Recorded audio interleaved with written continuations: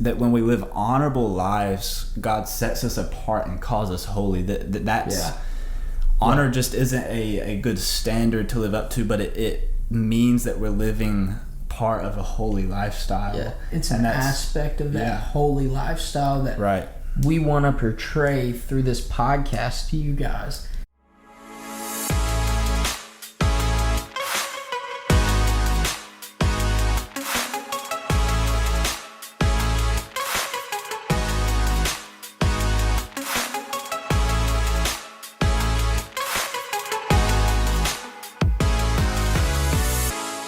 All right, guys, we're back with the Lifestyle Podcast. This is Dawson. I'm with my boy Nick. What's up, guys? Well, how you been doing, Nick? How's your week been? It's been pretty good, bro. Just been a busy week at work trying to get finished up for the month, but we wrapped it up, and today was the first day of the month, so time to do it all over again. What about you? Dude, I'm just chilling. I got a week off of school right now, so I've just been chilling, trying to hang out with the girlfriend. Her name's Mary Grace. I forgot to bring her up in the last podcast, so I just had to let people know, you know. But yeah, just trying to chill, get caught up on some stuff. Why'd you have to let people know? I don't know. So y'all single girls don't be thinking this cute hunk of a man right here is single. And nobody thinks that. Okay. But anyways, so what were we talking about? What is honor? Oh, yeah. So, guys, today our topic is what is honor? Yes. And you may be wondering, why we want to talk about this, why that would even be a topic. But believe it or not, in the church culture, honor can be skewed and distorted a little bit. So, we just want to kind of clarify some things with what honor is and how we should honor people in our lives today. Yeah, I totally agree with that. We just, there sometimes can be a little bit of confusion. Now, honor is a wonderful thing when it's in the right context. Right. And it's a commandment of God. It's very biblical to live honorable lifestyles. Yes, whether that be honoring your mother and father, honoring your friends, honoring the guy down the street who you don't even know. Right, honoring the Lord. I mean, you actually see it multiple times in Scripture. Just about honor. I mean, heck, there's even a scripture out of 1 Peter. It says, honor everyone, love the brotherhood, fear God, honor the emperor, servants be subject to your masters with all respect, not only to the good and gentle, but also to the unjust. For this is a gracious thing, when mindful of God, one endures sorrows while suffering unjustly. So even in your suffering, even when you've been mistreated and you feel like you've just been done dirty, the Bible still says you need to honor. And that's 1 Peter. That's New Testament. That's not Old Testament. That's so good. So just to start things off, we thought about if we're going to talk about honor, what's the first thing we need to say? And we were we need to define honor. What is honor? So we looked up the definition, and honor means to have high respect or to regard someone with great respect. So to have high respect or to regard someone with great respect. Yeah. And something that we found a quote actually by John Bevere, I think is how you pronounce his name. Yeah, that's right. And we thought this was so accurate of kind of summing up what honor is. And he says, true honor is an outflow from a heart that fears God. And that just is a reminder that honor is a characteristic of God and a characteristic of who God calls us to be. And so I think, that's just a good reminder that just kind of it's kind of like the verse that talks about out of the mouth, or what is it? From the abundance of the heart, the mouth speaks. Okay, yeah. And this is another good motive of the heart or a good fruit that comes from the heart that fears God is a fruit of honor. Yeah, man. And to piggyback off of what Dawson says, with these definitions, it's really important that we do define honor And even just honor as a noun would be to keep in a high respect or to regard with great respect. And in action, a lot of people sometimes get that misconstrued. And in action, so as a verb, honor would be just to keep an agreement. So when you're honoring something, like when God honors his agreement to us, like when Jesus died on the cross, God made an agreement with us. He said that if we come to know his son and we accept him into our hearts, that he will honor that, and in return he's going to gift us with everlasting life. That's part of an agreement we have with God that he fully intends to honor with us. And he expects us, honor being a two-way street, not a one-way street. God expects us to honor with him his commandments that he gives us through his son Jesus, which is to love your neighbor as yourself and to love the Lord your God with all your heart and all your mind. Not to mention all the other rules and commandments that the Bible lays out for us. But in saying that, honor is a two-way street. God honors us, so we honor him, just as the guy down the street we should honor, just as he should honor us. Honor goes in every direction. Right. So now that we've defined honor and just kind of summed up, or just kind of given an intro to what we want to talk about, what does honor mean to you? So it's kind of like we said, honoring is keeping a commitment. Like with my wife, part of our marital vows, and this is even biblical, is to honor. That is one of the highest honors, is in your marital vows, to honor and not defile that, and to keep that agreement that we had to always love one another, always take care of one another, and to never hurt one another as far as like cheating or sexual immorality goes. Right. Or heck, even abuse down to verbal, mental, physical. Like, a part of our marital honor is protecting each other. Right. And something that we want to make clear is we want to separate our opinion and just our personal beliefs from Scripture. Now, we tend to, like, we try our best to believe what Scripture says, obviously, but we don't just want to give you our definition of honor. I want to give you what the Word says, what God says about honor. And so in 2 Timothy 2:21, I think that would be Paul writing to Timothy. That's Timothy. Yeah. Now I look like an idiot. Now I look like I don't know what I'm talking about. It's okay. We'll clarify. Either way. Oh my gosh, I feel like an idiot. It'll pop up on your screen if you're watching. Either way, it says, "Therefore, if anyone cleanses himself from what is dishonorable, he will be a vessel for honorable use, set apart as holy, useful to the master of the house, ready for every good work." And so it's showing that when we live honorable lives, God sets us apart and calls us holy. That's honor just isn't a good standard to live up to, but it means that we're living part of a holy lifestyle. Yeah, it's an aspect of that holy lifestyle that we want to portray through this podcast to you guys. Yeah. If we weren't honorable, if we weren't living an honorable lifestyle, we would be hypocritical. And we wouldn't be showing the fruit of what it means to be pursuing Jesus. Yeah.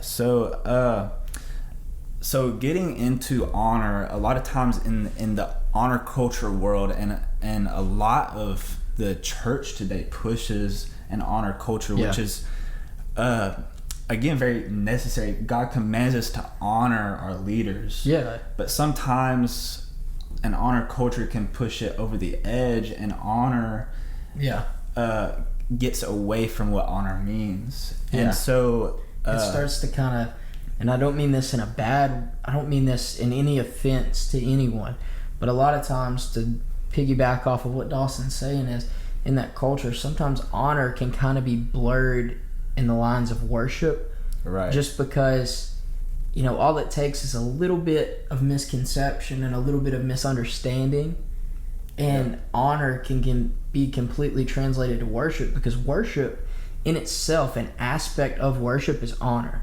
Yeah. So we actually looked up the definition of worship, and it had to honor in the definition. Yeah. But to worship means to express, to show an expression of reverence and adoration, and that's on a very deep level. And again, if we get to where we're no longer honoring our leaders, but we're worshiping them, and we're allowing our adoration for them to rule us in a way, to decide our opinion and how we act around them, that is just unhealthy and it's unbiblical. Yeah. When we start to kind of treat it as holy ground, right, instead of honor, which is to respect. Right. Now you can respect someone you disagree with. That's a completely 100%. You can honor people that you disagree with. Exactly. Yeah. But when you worship, it takes it to that deeper level of, because when I'm worshiping God, it says in the Bible, it talks about worshiping in spirit and in truth. Yeah. So when I'm worshiping in spirit and in truth, what that means is I'm worshiping with everything. Yeah. I'm worshiping with everything inside of me, and I'm totally sold out to that. Right. So that's when the lines start to get blurred between worship and honor. Whereas honor, there's room for a little bit of disagreement. Yeah. But in worship, that's a completely sold out scenario. Yeah. And to clarify, we're not saying don't honor your leaders. Yes, honor. And we want to make that very clear. In Hebrews 13:7, this is not 13:7, 13:17. And again, this is proof. This is biblical proof that we are called to honor our leaders. But Hebrews 13:17 says, "Obey your leaders and submit to them, for they are keeping watch over your souls as those who will have to give an account. Let them do this with joy and not with groaning, for that would be of no advantage to you." So the writer of Hebrews right here is saying to honor your leaders and to submit to them, for they're keeping watch over your souls. That's a pretty important thing. That's a weighty thing. If our leaders are keeping watch over our souls, if they're shepherding us in a way, and that's what a pastor is a shepherd. But if we begin dishonoring them and not submitting to our leadership, Scripture says it right here that if we act around our leaders in such a way that makes them groan and they can't disciple us with joy, that's no advantage to us. I mean, heck, Scripture even mentions honoring the elders. Yeah. In double. It says to honor them in double. And specifically your teachers and your preachers. That's straight from the Bible. So by no means are we saying dishonor your leaders, your elders, the people who have that wisdom, that knowledge, that age, who are in charge of you. Because like Dawson said, or quoted from Scripture, they're held to this standard, and they are held to these expectations, and they're held to these certain levels that not everyone's held at. Yeah. That it's our job as the church and as believers to honor them. Yeah. But we kind of want to address some of the misconceptions. Yeah. And some of the problems with a over the edge honor culture. Yeah. And what we see happen a lot of times, I feel like I've actually fallen under this category of worshiping people that I looked up to more so than just honoring them. Mm-hmm. And the Lord has actually corrected me in a weird avenue of ways. He's shown me what that looks like from an inside perspective, from a first person point of view, and it's disgusting, honestly. It turns people away from ministry. It turns people away from the church when they see this going on. But something that happens with a over the edge honor culture a lot of times is the leaders teach that they should be honored, but then they don't reciprocate that same honor back to their followers. And Romans 12:10 is a clear example. I don't know, I can't quote the whole thing, but it literally commands us to love one another as brothers. And that isn't just to the people who are under leadership. That's to everybody. That's to the entire human race. Yeah. So with that said, that means that leaders, I want to remind leaders out there that it is your duty to honor your followers. It's your duty to actually, in my perspective, you should be honorable of them first, and that will cause your followers to naturally want to honor without you. them, you wouldn't be a leader. Right. So that's the thing. Without the followers, 100%. you're not a leader.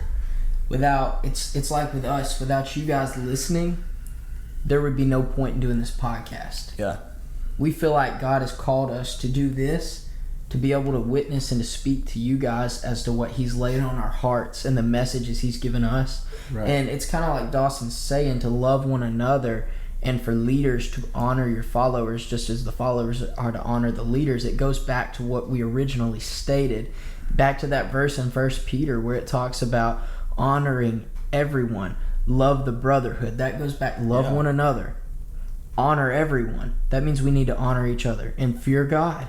In a healthy part of that honor and that fear of God is God honors us back. It's a two-way street, and it's the same with leaders and followers. Yeah, that's so good, and that's so important for us to remember, especially as leaders, that honor goes both ways, and when it doesn't, that's when honor begins to turn into worship. Like we were saying earlier, is when honor doesn't go both ways. Honor quickly begins to turn into worship. Yeah, and it's, like I said earlier, that's just so unbiblical. And I want to read a passage that is probably one of my favorite out of the ones we've read so far, that Jesus is talking to his disciples. And I'll just read it to you. It's Matthew 20:25 through 28. And he says, "But Jesus called them to him and said, 'You know that the rulers of the Gentiles lord it over them, and their great ones exercise authority over them. It shall not be so among you. But whoever would be great among you must be your servant, and whoever would be first among you must be your slave. Even as the Son of Man comes, not to be served, but to serve, and to give his life as a ransom for many.'" And that's such a good reminder that he's literally illustrating that there's people out there who have rulers over them that exercise their authority over them. But he commands his disciples, the people he's raising up to plant his church and begin this global movement, this global awakening. Yeah. These are very important people. These are people who walked with Jesus, and he's telling them there's rulers out there who exercise authority over their followers, but that is not to be done by you. Yeah. I mean, and he says the first among you, the first among your followers should be those who serve. And that's just so good. It cuts back down to one simple thing: humble. Yeah, humility. Being humble. Yeah. Christ humbled himself enough to come down to this earth to die on a cross for us, and all he asks in return is that we humble ourselves enough to put our nature and our wants and our desires aside to follow him. Yeah. Humble, and it's biblical. Be humble or be humbled. Yeah. What's that verse? It says, it's basically, the verse says that if you exalt yourself, you'll be humbled. But if you humble yourself, you're going to be exalted in the eyes of God. And that's what God looks for. We're talking about the first shall be last and the last shall be first. Yes, in the kingdom of God. Yes. I don't know what reference that is. But We'll pop the reference out. But, these are just things that are very, very important for leaders and followers as well. Yeah. If you expect to be honored, you better show honor to your leaders. Yes, and for sure. Leaders, if you expect to be honored, show honor to not just your followers. Show honor to everyone you come across, even if you disagree. Yeah, like you need to show honor. That's biblical. Humble yourself enough. Put yourself in that other person's shoes and think, what do they see? Yeah. Based off of my actions, based off of what I've said, based off of what I've done, what I'm doing. How do they view this? Right. So Nick, now that we've read the scripture, now that we've kind of dissed this honor culture, no diss on honor, though. Yeah, no diss on honor. That is very important and very healthy, very biblical. But now that we've kind of separated honor from worship, what are some practical ways as followers or leaders, but I guess I'm asking for particularly leaders, what are some practical ways that you think we can help cultivate that kind of culture within our own sphere of influence and make sure we're honoring others and we're not getting a big head on our shoulders? Yeah. Okay. First, ask questions. Don't be afraid to ask questions. If you're a follower, ask your leader the tough questions. That's what they're there for. And if you're a leader, don't brush off the tough questions just because that's what I said. Yes. Answer the questions. If you don't know the answer, do the studying. And if you still can't find the answer, humble yourself enough that you're willing to admit you don't have all the answers. Yeah. And go on that journey to find it with that person. That's so good. And as a leader, I would say to ask questions to your congregation, to your followers, whoever that may be. Yeah. But get on their level and ask them, hey, what can I do to better shepherd you? Yes. Ask them what are problems they're having. Be personable and relational with people. Don't just be this guy that shows up on Sunday mornings and preaches a good sermon, but you don't know anybody's names. Yeah. You know what's going on in people's lives, and obviously that's not possible for you to know everything about everyone that you know. You know, but get on your followers' levels and ask them questions. Get real with them and get to know them on a personal, relational level. Yeah, I mean, just a real world example of that is at church. I'm on a leadership team for the youth group. I'm a leader. I'm not in the youth group. I'm a part of the young adult ministry. He wishes he could be. I wish I could be. Adulting can be hard. But oh, me too. I love the youth group. So. If I could go back to the age 17, that was the perfect age for me. I don't know why. Just go back in that age forever. Before bills. Yes. Like, you have the freedom, you can drive, and you have the freedom to go do things with friends. Yeah. But you don't really have much responsibility yet. Not much at all.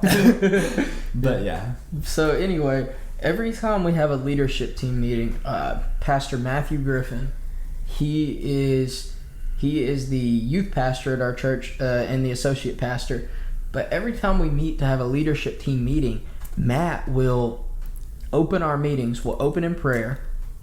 And then one of the first things Matt's going to do after serving us lunch, which he doesn't have to do, he's going to ask us, what do you guys think we could do better? If you guys had any suggestions, what would they be?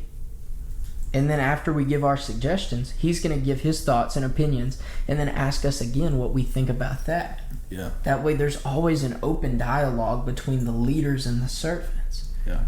Because leadership is a spectrum. For sure. You have your head pastor, your associate pastor, and then everyone underneath them. Yeah. The leadership team would come under them. Yeah.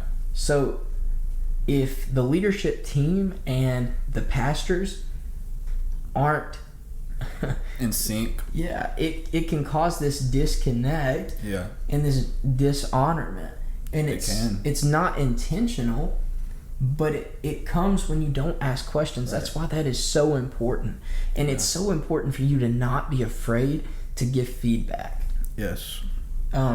So Dawson, I'm going to ask you the same question. What would you say? Man, on a practical level, this sounds so simple, and I'm sure everyone listening to this has heard this before, But the little things of like taking out the trash. Yeah. Don't ask someone to do it. Do it yourself as a leader. Now, obviously you can't do that every time, but I'm saying little actions like that show such a big character and go such a long way. Having been under great leadership in my life, when I see my leaders who aren't afraid to get their hands dirty, they're willing to go take the trash out, they're willing to go clean a toilet bowl, they're willing to do those things, it makes me honor them so much more, and it causes me to want to serve them even more so. And I think that's just such a healthy way to show your people, show your congregation that you're a servant too, that you're not here to have authority, you're not here to be in control, but you're here to be a servant and to serve others. And that's the whole reason we're doing this thing called life, or doing this Christian lifestyle, is that's part of the lifestyle that we're wanting to live out for you guys. And part of that lifestyle is being a servant to others, and that's just so important, man. And there's grace for those leaders who maybe are in y'all's life that aren't doing that. You're not seeing them. Again, still try to cultivate honor in your heart towards them, but also grow in those areas, so when you become a leader, and just so you know, everyone listening to this is a leader. Someone is looking at you, watching what you do, and following you. You may not know where they are, who they are, but just remember to serve others and be a servant to others, because ultimately that's what Jesus was for us. He was God himself, and he humbled himself to flesh. Before he even expected honor from us, he was willing to put himself in human flesh and live a human life and be crucified on a cross before he ever expected honor from us. And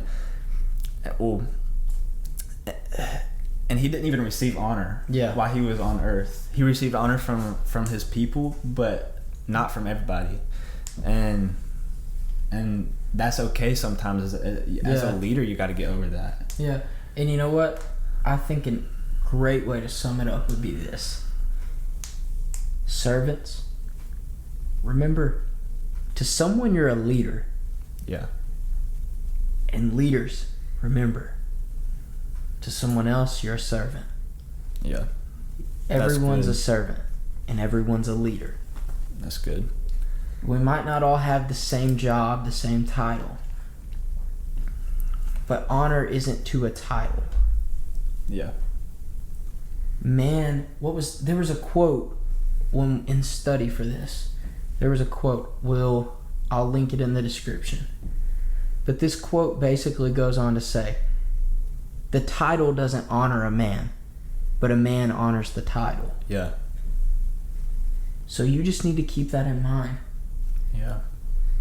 And if you're searching your heart and seeing that maybe you aren't honoring people like you should be, or whatever that may be, and you're wanting to know how to, to know how to develop this characteristic inside you that honors others. Going back to this quote by John Bevere, true honor is an outflow from a heart that fears God.